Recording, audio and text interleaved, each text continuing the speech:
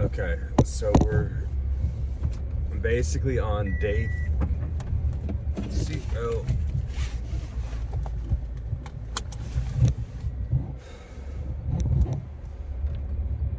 okay, so I'm basically on day 3 now.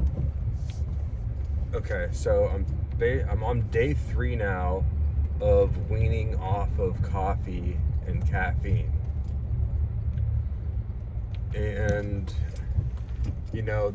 I'm doing this in a way that just makes it really manageable, and I have a lot of experience with this, with alcohol, with um, spliffs, with weed, so on and so forth. With alcohol, basically what I did was, I think this isn't like, mind you, this is going to be interesting. My relationship with alcohol, going back to like high school, we would watch like Dazed and Confused, and we'd be like, oh, partying is awesome. It was as simple as that. And then high school, we kind of lived like they did in Dazed and Confused in the early 2000s up until I graduated. I was in high school from 2002 to 2006, and in 2000, and I'd say like, I think in 2003, I started having my first campouts, and I found this girl that was like 21 that would buy us cases of beer, and we started partying, and we didn't really look back. Like, all we did in high school was do funny stuff and party. Like, it was a great time to be alive, go to basketball games, so on and so forth. And now,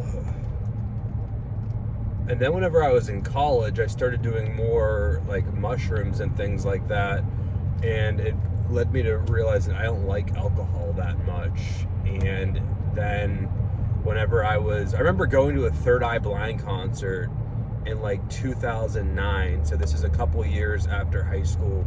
I'm in college down in Wilmington, North Carolina, and we were pre-gaming with 40s and stuff, and I told my girlfriend at the time, like, I'm not going to be doing this in a couple of years. And then I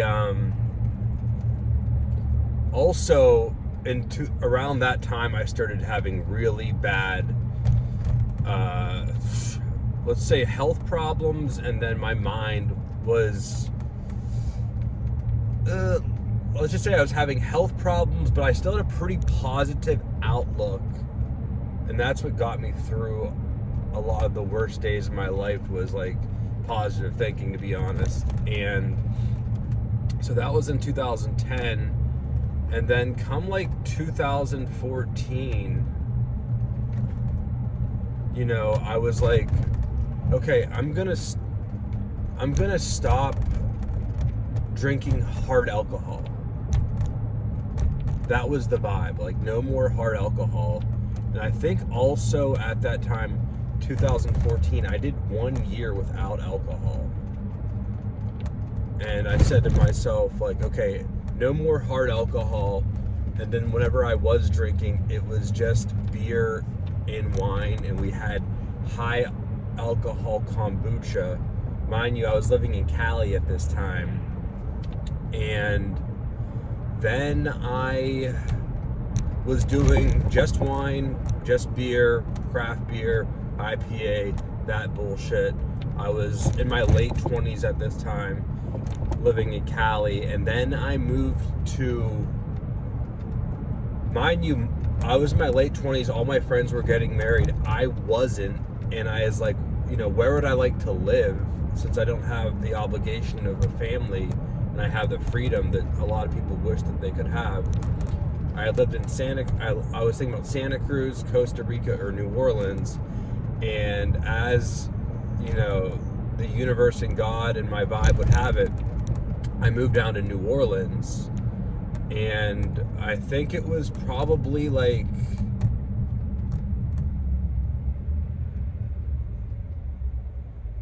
I want to say,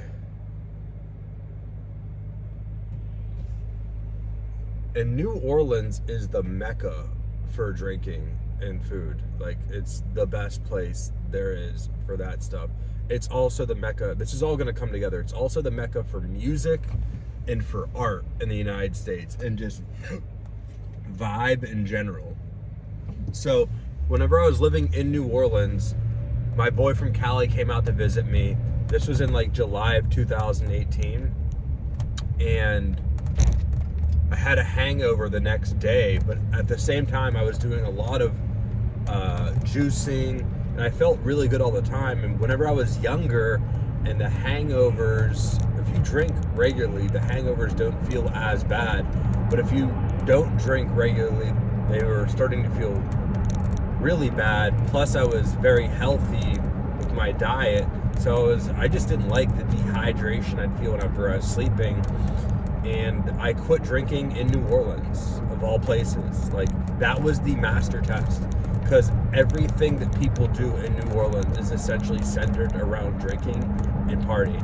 And that's where I quit drinking alcohol. That's why I could speak on this stuff and I could teach it very well, because I've done it in like the hardest places on my own, luckily. And I'm not like talking condescendingly or anything. I could talk shit sometimes, but basically, you know, I do have the resume when it comes to health and to eliminating substances and to getting, you know, really uncomfortable whenever it comes to doing these things, because these are people's lives. This is what they do for fun. This is what they do to take an edge off. Like, it's a reflection of their spirit, you know? And then you stop doing some of these things and like they start projecting their energy onto you. And like, I remember whenever I'd quit drinking, my friend just couldn't wrap his head around it. He's like, do you want some of this beer? I'm like, no, dude. He's like, what do you mean, dude? Like, I was on acid. And he's like, I'm good, dude. Thank you, I'm good. He's like, what do you mean you don't want any? And I'm just like, dude, like, I'm good, bro. I don't want this, dude. Like, I don't want it. I'm on acid. I'm looking at the fucking wall, and it's what was it doing? What was the wall doing? I was at Base Nectar in Greensboro. Base Nectar was going off, but the wall was just like, it was just like morphing. But anyway, yeah, whenever you say you don't drink or anything, you know, it's interesting. But so this is where I started really passing the test. So in New Orleans, I was like making myself go out and go to bars whenever I had quit drinking. And my anxiety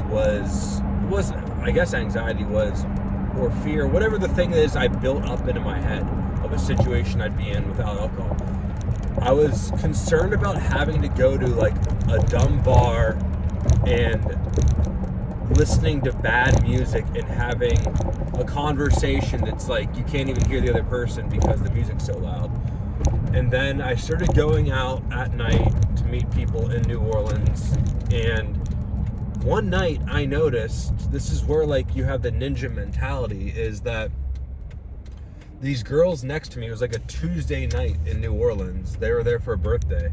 And I told them I'd quit drinking. And she's like, yeah, like I probably shouldn't be drinking right now either. Like, she gets it.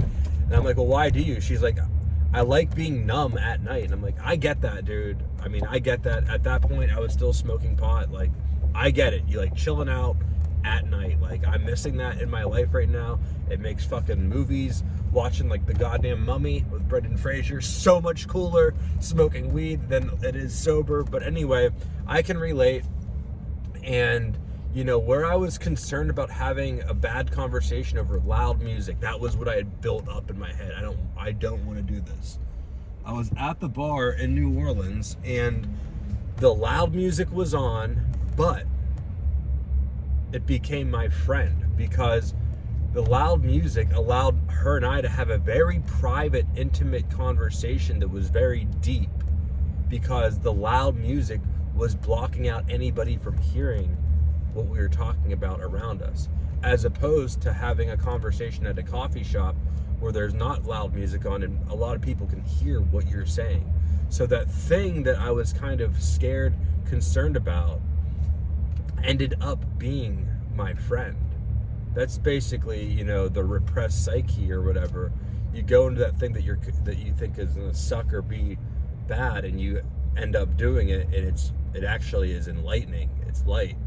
So that's whenever I quit drinking in New Orleans, and I really have not looked back since. I have not had alcohol since then. That was 2018. It is now 2025, and I don't even think about it anymore. I mean, I think alcohol is for peasants, and I can't stand how it makes me feel.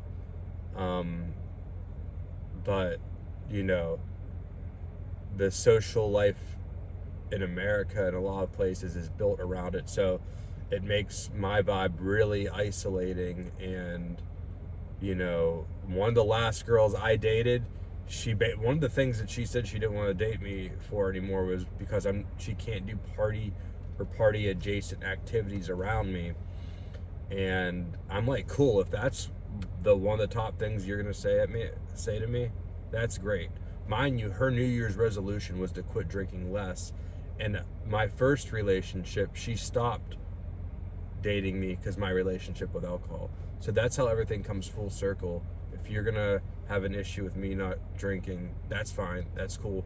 I'm not getting done the stuff that I'm getting done if alcohol's in my life, period. Just having a complete cycle of recovering, damaging your body, and then, like, you know, you just don't know how good your life can be whenever you're not having to literally recover like that after poisoning your body, like as an everyday weekly routine. You've no clue what your mind, body, and spirit are like whenever that is not a built-in piece of your life. So I'm grateful for everything. Now I'm gonna go have one shot of espresso, a smaller coffee, and then tomorrow is the first day back without any caffeine at all. So this is the farewell cup and shot before I completely start not having coffee, or at least having it every other day, and then finally wean it completely out. So just wanted to touch on that. Stay blessed, and going to get the shot now.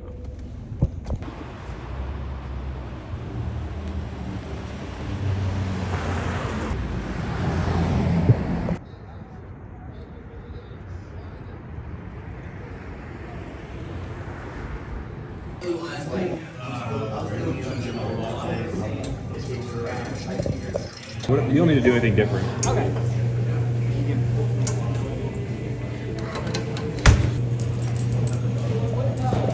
I really wish I did.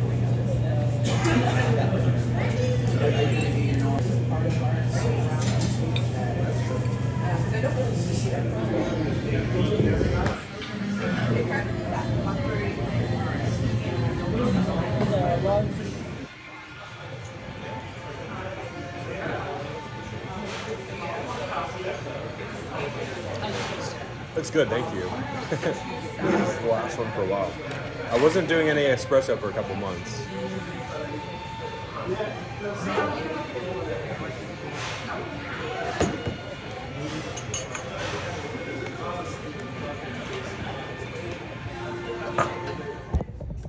Okay, so I'm 3 days into cutting the...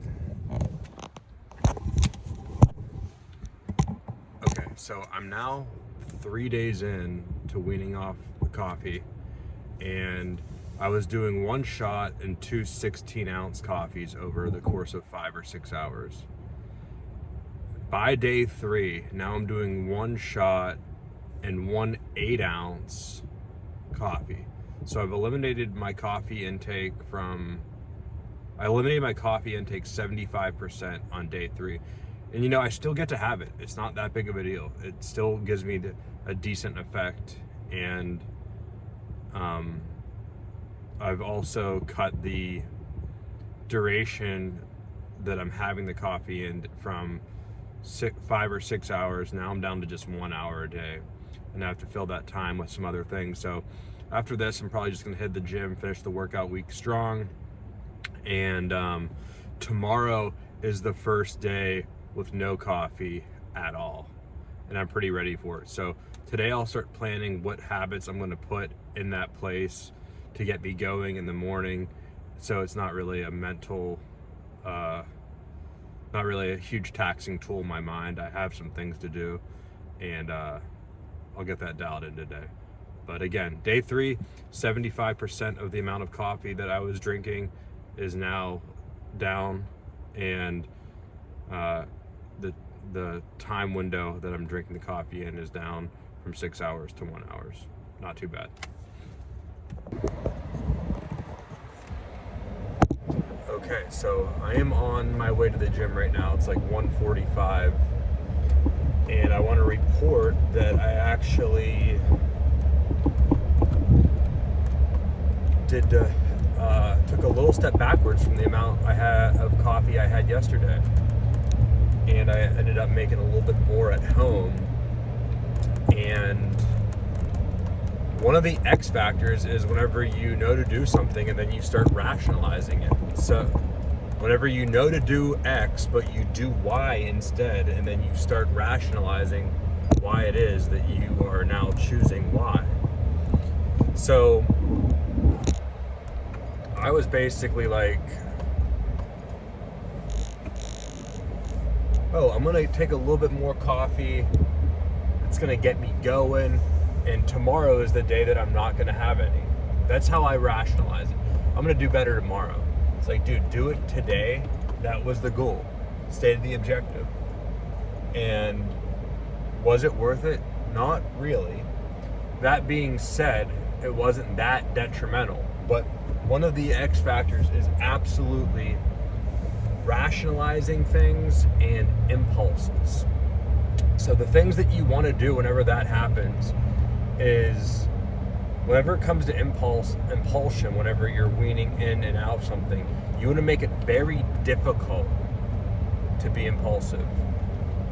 And if you're going to stop doing coffee, or you're going to stop doing eating unhealthy, you do not want that stuff inside the house when you can easily grab it, and it makes the impulsion easy. This is part of the stuff that I'm teaching people whenever, because I've been doing some somewhere in between life coaching, group therapy, and now leaning in towards like probably spiritual practice and religion, because we'll get to that later. But the reason I brought that up is because whenever I've been having conversations with people who are getting off of substances and do it successfully, a common denominator I saw was they all turned towards God at the end. And I asked my friend, why is that? And they said, because that's all you got left. So that's why having a spiritual foundation is super important. As I said earlier, this stuff is coming right at your spirit. So back to what I was saying is, some of the things that I'm advocating for myself and others is to take into account the impulsion and rationalizing doing the thing that you shouldn't do. And so basically you want to make the bad habit difficult to do. I had coffee in the house, at my house. If you're quitting coffee, I could have thrown that out the other day. I might not have had this, something to note. And it was an arm's length away. I rationalized it. I could have some more today because I'm not gonna have any tomorrow. But a reminder that I'm human, and that also that was a decision I made. But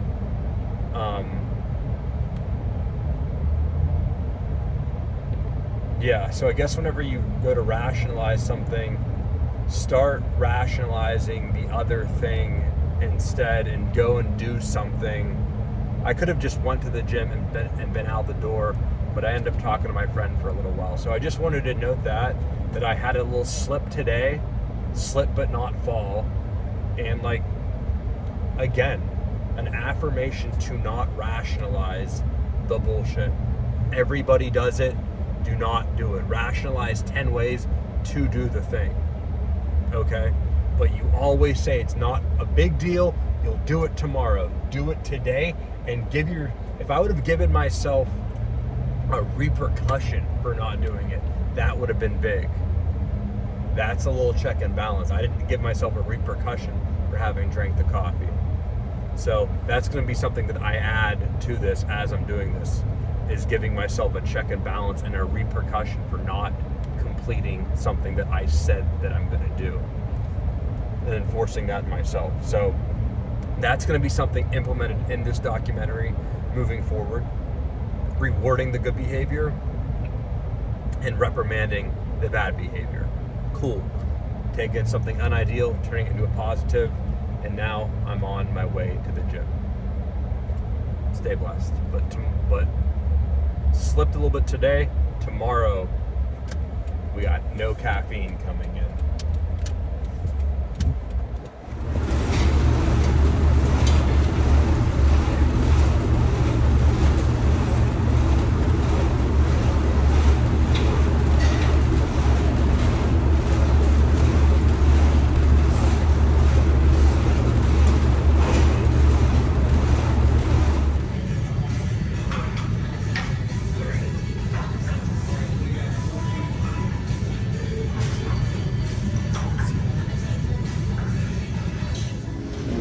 All eyes is on me. Won't tell no lies, won't hold my tongue.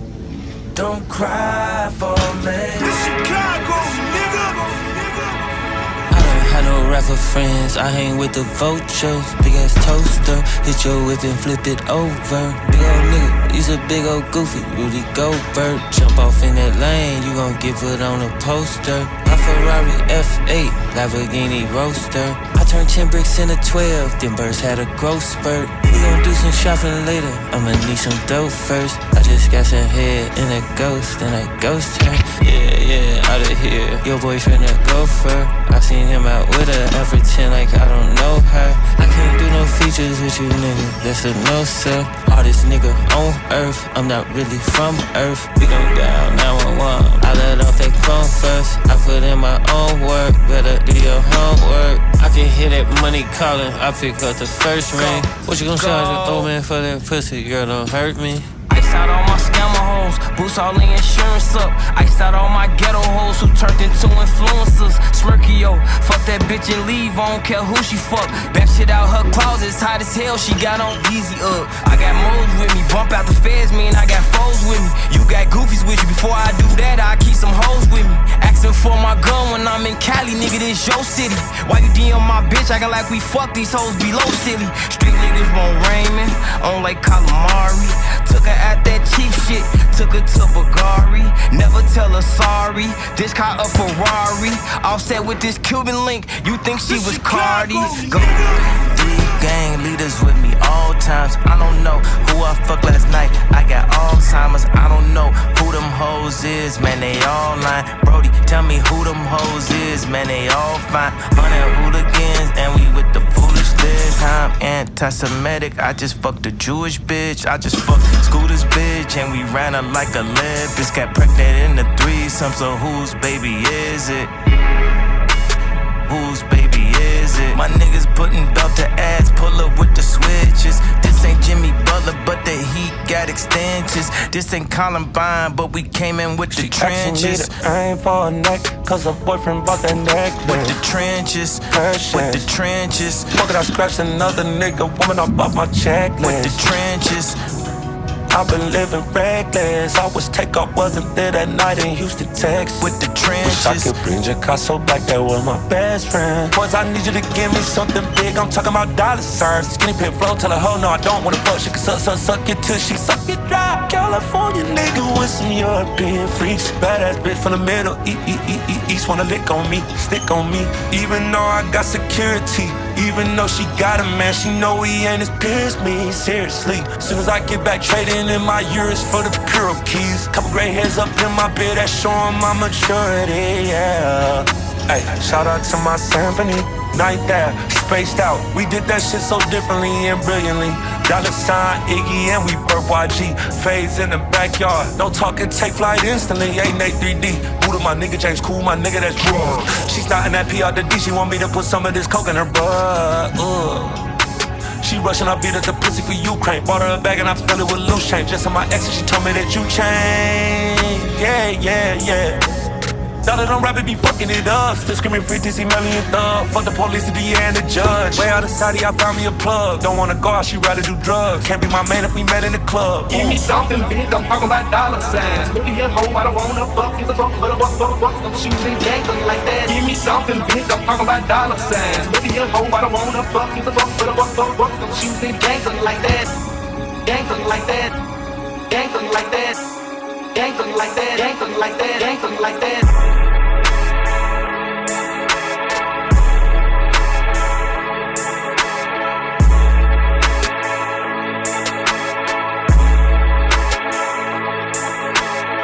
Perfect.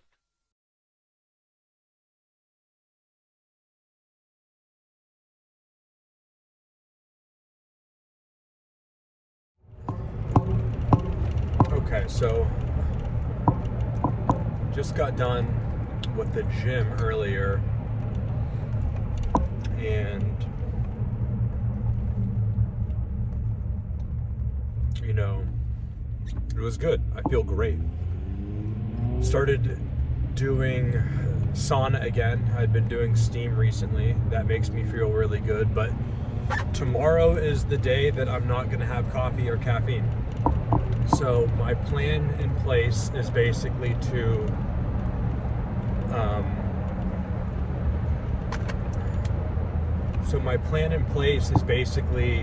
wake up, do some meditation, do some yoga, do some meditation, do some prayer, breathing exercises, and then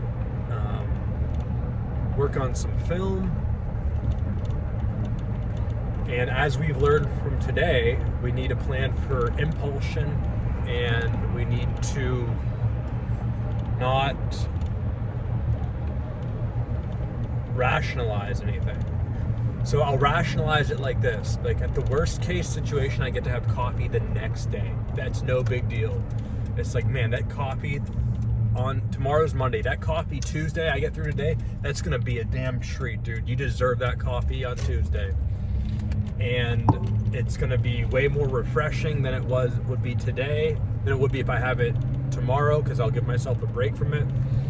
And that's the mindset I need to remember, and I will talk about tomorrow. So, and then I'm gonna work on the business deal that I've been hinting at. Ideally start locking that down, and then I can mention it, which will feel good. I also have a comedy show coming up on Friday that I need to be prepared for. And one of the, fear, just like I talked about that fear of that, like I had about drinking alcohol whenever I stopped. Oh, I'm gonna be at a bar with bad music playing, and it's in a dumb conversation, and it turned out to be actually a good experience.